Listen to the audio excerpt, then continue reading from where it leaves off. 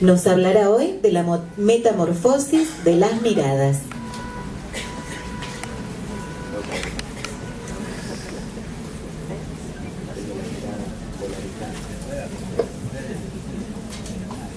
Le damos un fuerte aplauso, por favor, a Natalie.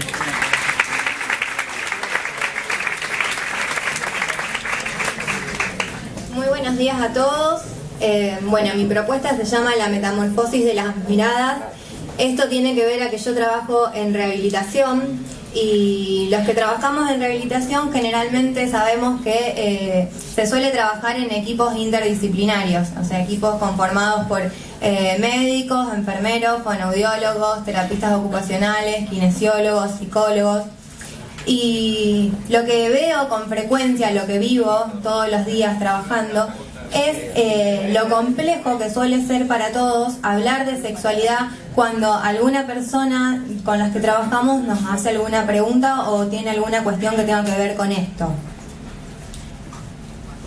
Hay una frase de Hoyo que dice: no conozco un valor mayor que el necesario para mirar dentro de uno mismo. Y creo que de esto se trata, de plantearles si estamos dispuestos a problematizar, como dijo uno de los compañeros antes en una pregunta, a problematizar nuestro trabajo, si estamos dispuestos a repensar qué conceptos tenemos nosotros de sexualidad y cómo lo llevamos adelante todos los días. Porque cuando a cualquiera de nosotros nos hacen una pregunta en relación a lo que es la sexualidad, empezamos a pensar que, bueno, llegó el problema de la sexualidad y la diversidad funcional. Y en realidad de lo que tenemos que hablar es de nuestro problema con esta cuestión. Lo que vemos todos los días es que cuando alguno nos pregunta sobre qué me está pasando, cómo puedo hacer, puedo o no puedo, cómo hago con esto, las respuestas que suelen surgir son miles. Algunas personas se creen que no están capacitadas para hablar de esto, entonces delegan el problema. Dicen, no, hablalo con el médico, no, hablalo con el psicólogo. Y en esto estamos todos expuestos a que nos pase. O sea, generalmente el paciente va a hacerle la pregunta a la persona con la que haya generado un vínculo de mayor confianza, que puede ser cualquiera, a veces el enfermero, a veces el terapista ocupacional. Y vemos que las respuestas son miles, o sea, otras personas pueden creer que es una pregunta desubicada, que no es el lugar, que no es el momento, que yo no sé nada para responderte. Algunos otros los pueden tomar como un chiste, algo gracioso y hacer de esa cuestión algo divertido y nada más. Y vemos que en todas estas respuestas va a haber una influencia de todos los mitos, de los supuestos, de los estereotipos, de los miedos, de las creencias, todos estos prejuicios que están gestados en esta sociedad en la que vivimos. Una sociedad que discapacita, una sociedad que va a considerar a la sexualidad como un bien preciado, como un tesoro del que pueden gozar solamente un grupo selecto y que ese grupo tiene que reunir algunas características, principalmente la belleza, la juventud y la salud. Todo el resto va a quedar excluido, censurado. Entonces, ¿por qué hablaríamos de sexualidad con una persona discapacitada si no la va a tener? Frases comunes que solemos escuchar cotidianamente. Las personas con discapacidad no tienen deseo, son asexuadas. No necesitan sexo, solo necesitan cariño. Se trata de personas angeladas, infantiles, que no piensan en eso. O todo lo contrario, tienen una sexualidad desenfrenada, salvaje. No son deseables, no son atractivas. ¿A quién le va a gustar un discapacitado? No pueden o no deben tener hijos. Por otro lado, no podemos dejar de mencionar lo que es el modelo médico hegemónico. Nosotros nos formamos en nuestras carreras bajo una doctrina donde dice que lo que tiene que ver con la enfermedad es siempre negativo, donde el discapacitado es una persona minusválida, que le falta algo, que no está completa, que es anormal. Entonces buscamos la cura para eso, buscamos esto que llamamos rehabilitación, que es complementar, o sea, ponerle lo que le falta, normalizarlo, hacer que vuelva a ser lo más normal posible para que encaje nuevamente en este colectivo que consideramos de gente saludable.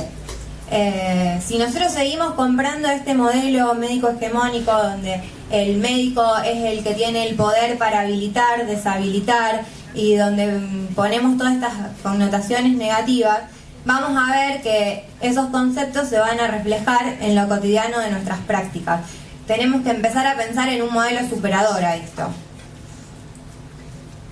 Porque a su vez en nuestra sociedad, como en contrapartida a todo esto que se fue gestando, también tenemos una sociedad que le gusta hablar de derechos.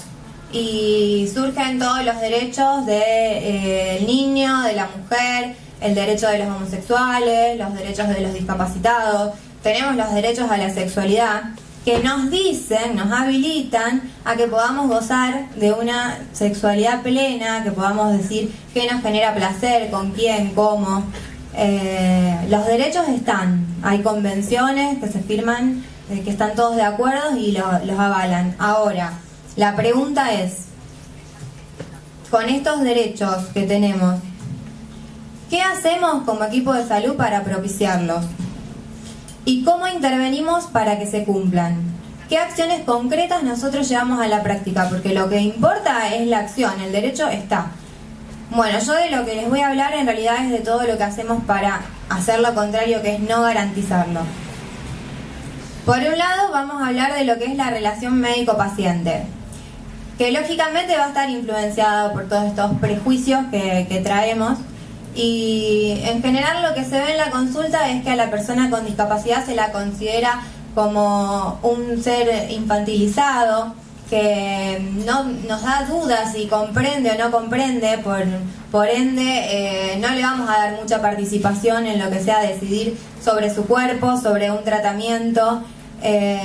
No les vamos a hacer las mismas preguntas que a otra persona no discapacitada. No le preguntamos generalmente si tienen pareja o no, no les preguntamos si tienen relaciones sexuales, cómo son esas relaciones sexuales, no hablamos de anticoncepción. Generalmente les pedimos que vayan acompañados por un responsable. Siempre tienen que ir a la consulta con alguien más. Entonces, ¿dónde está el derecho a la privacidad de la consulta o dónde queda lo que es el secreto profesional si siempre tiene que ir acompañado de alguien? Son miles las cuestiones que cotidianamente en un consultorio podemos ver donde no estamos garantizando para nada estos derechos. Por otro lado, lo que es el servicio de salud. Claramente el servicio de salud no le puede garantizar una atención de calidad a todos por igual. Por un lado tenemos que en la mayoría de los consultorios, centros, en cualquier lugar de atención a nivel público o privado no hay intérpretes de lenguaje por señas, por ejemplo. Entonces ya lo que es la comunicación con las personas sordomudas se va a ver dificultada.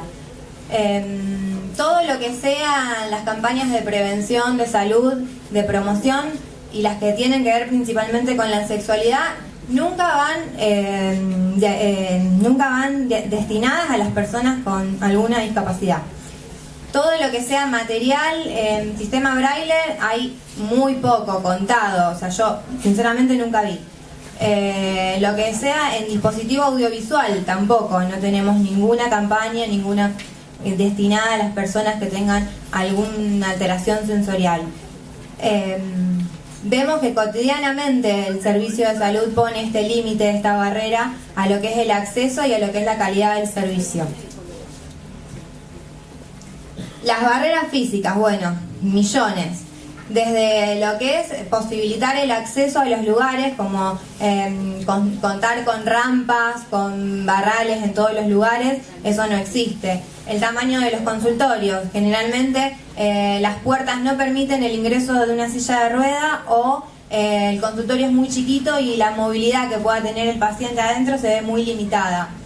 Y todo lo que sea el equipamiento, las camillas, no son regulables en altura. Entonces, si tenemos una persona lesionada medular que tiene cierta autonomía para realizar los pasajes sola, que se puede pasar de la silla a la cama, con una camilla que no se regula en altura lo estamos limitando. ¿Y qué hacemos? Que esa persona en ese momento sea dependiente y necesite de la ayuda de otro para poder ser revisada, cuando podría hacerlo si la camilla sería más bajita sin ningún problema.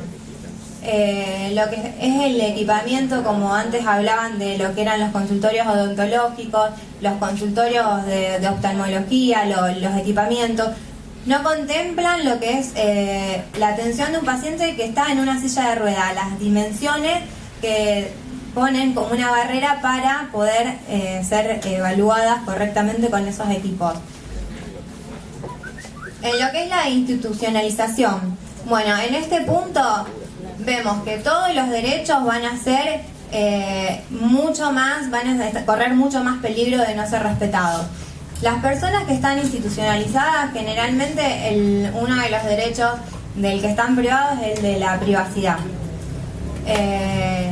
Las piezas generalmente son compartidas con muchos pacientes juntos, no tienen puerta o la puerta se deja siempre abierta para un mayor control. El personal entra sin golpear, sin avisar, se los revisa, se los expone los cuerpos desnudos sin avisar, sin preguntar, sin decirles. En muchas instituciones está prohibido las prácticas sexuales o que se formen parejas. Vemos que el paciente que esté institucionalizado va a correr muchísimo más riesgo de no poder gozar de una sexualidad libre. Y lo que es la medicalización de la sexualidad, bueno, en este punto también tenemos pastillas para todo. Si hay un paciente que está frontalizado, como solemos decir los médicos, que está desinhibido, con conductas de exhibicionismo, que tiene el deseo exacerbado, un deseo sexual continuo, no hay ningún problema, se medica y eso se resuelve.